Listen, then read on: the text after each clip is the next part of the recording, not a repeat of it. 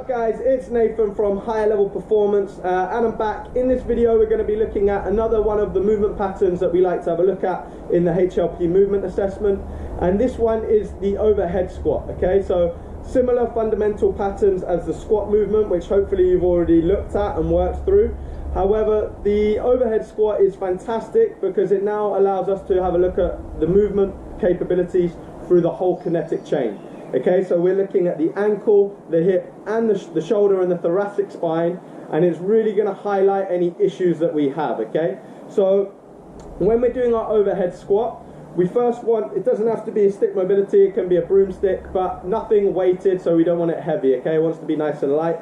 So position wise, I want to have a right angle, so if I bring it to my head, I want to have a nice right angle. Okay, from there I want to push the stick upwards and try and pull it apart slightly. So I'm thinking about squeezing into my shoulder blades.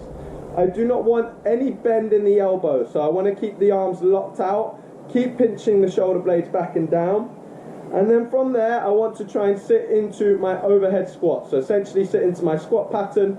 The goal is I want to keep from here, so if it's sitting on my shoulder blade, my traps like a back squat, I want to keep that nice straight line. The goal is to have a straight line from here through the center of the body and lining up with the heel when I'm at the bottom of my squat. Okay, so from here, set position, knees out, chest up.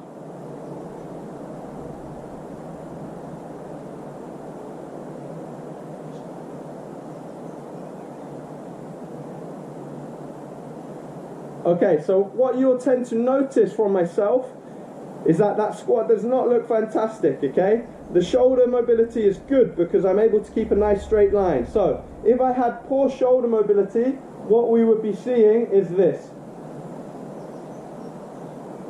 Okay, so essentially we haven't got much shoulder extension and I can't keep that nice straight line, so the arms want to fall forward. So if that's occurring, then we know that is a thoracic spine and shoulder mobility issue, and we need to start working on those areas. However, for myself, we can see that's probably not the issue. I've got quite good range in the upper spine and the shoulder. What I need to work on, you can see I'm falling into a hinge pattern where my butt sticks out. So more than likely it's going to be a lower body mechanics issue, either the hip or the ankle. Okay, so one way we can try and identify what the issue is, like the normal bodyweight squat, is try and elevate the heels. Okay, so that's going to give me a little bit more dorsiflexion, and then we should be able to see a little bit better if it's a ankle or hip issue. So if we've got something like a yoga mat or a cushion we can use, we can raise the heels up. So first off, I'm going to do it front on with the heels elevated. So set the position, shoulder blades, core tight. Okay, and then we can see now that I'm able to quite comfortably sit into a much better position.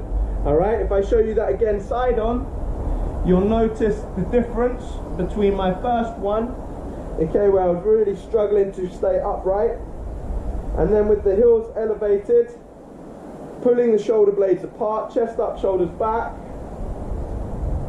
Okay, it's still not perfect by no means, but I'm able to sit in a much cleaner line. Okay, so key things that we want to look out for when we're particularly looking from the side on angle: what is happening with the lower back? Is it curving, or are we able to keep it fairly neutral? Okay, there might be a very small butt wink, but we shouldn't be completely, so if I go again, shouldn't be kind of like this and rounded. Okay, we want to try and keep that big chest and the shoulders pulled back. Also, what's happening at the shoulder again? Am I able to keep that nice line at the shoulders, or are the shoulders wanting to come forwards? So as we can see with myself, it's most likely an ankle issue again that I really need to work on, and possibly trying to open up the hips a little bit more. However, the shoulders and thoracic spine and mobility seems to be quite good.